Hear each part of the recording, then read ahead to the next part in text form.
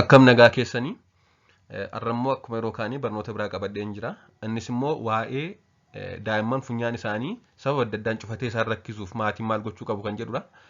Daa'imman sababa adda addaan furrii isaa ta'u waan biraa yoo funyaan isaanii cufate harma hodhuu hin danda'anii baay'ee affanamu. Kanaaf maatiin maal gochuu qabu kan jedhudha. Mee akka armaan gaditti hordofaa. Daa'imman waggaa jalqabaa hafuura baafachuuf fudhachuuf kan danda'an karaa funyaanii qofa. Funyaan isaanii banaa ta'uu qaba jechuudha. Maaliif waggaa jalqabaa qilleensa fudhachuufis ta'e baasuuf funyaan qofa fayyadamu jechuudha daa'imman. Kanaafuu waggaa jalqabaa dirqama funyaan isaanii banaa ta'uu qaba. Tarii sababa yookaan wanta ta'een funyaan isaanii cufatee yoo jiraate qilleensa fudhachuufis ta'e baasuuf baay'ee rakkatu jechuudha. Rakkachuun kan inni affanamu jechuudha. Akka nama guddaa yeroo funyaan isaanii cufatu karaa afaan isaanii qilleensaan fudhatan. Funyaan isaanii lamaan cufannaan hin affanamu jechuudha.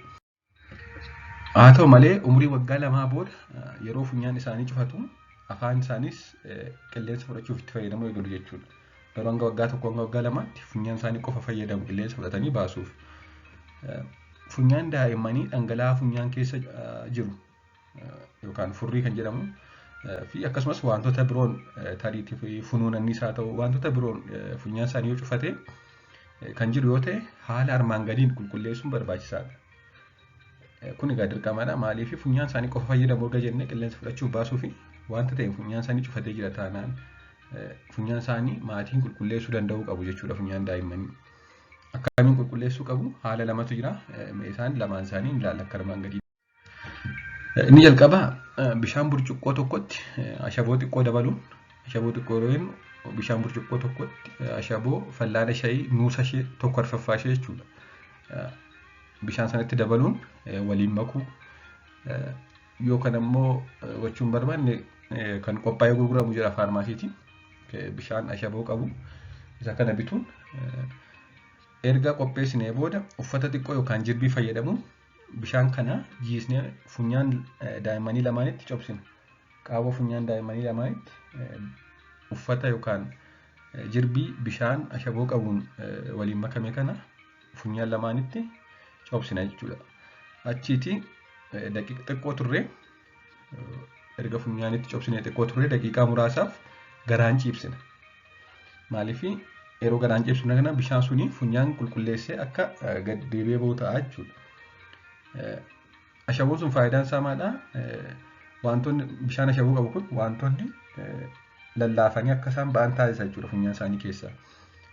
Kanaafis immoo yoo ta'e amma erga bishaan ashaboon maknee fooxaa yookaan uffata xiqqoof jirbiin jiisnee funyaanitti naqnee sanaa booddee immoo daa'ima garaan ciibsine kan keessatti hafuu jiraate fooxaa xiqqoo yookaan sooftii fayyadamuun qulqulleessuun barbaachisaadha jechuudha.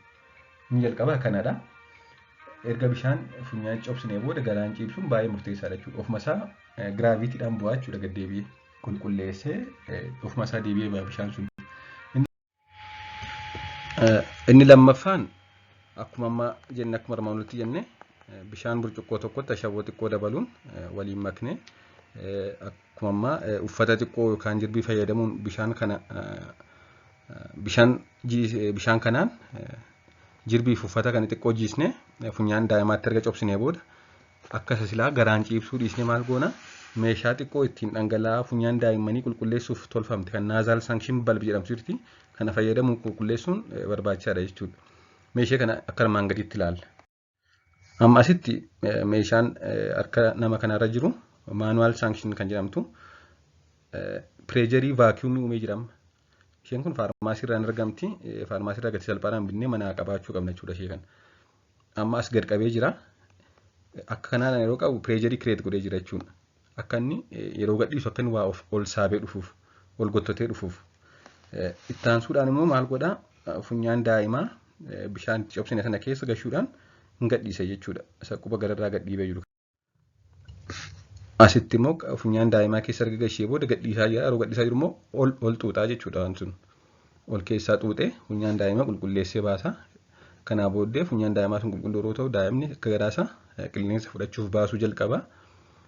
Akka garaasaa harma hodhuu eegala jechuudha. Kanaaf haala kana lamaaniin funyaan daa'immanii qulqulleessuun baay'ee barbaachisaadha. Galatooma chaanalii kanas sabiskiraayibii gochuun hordofaa.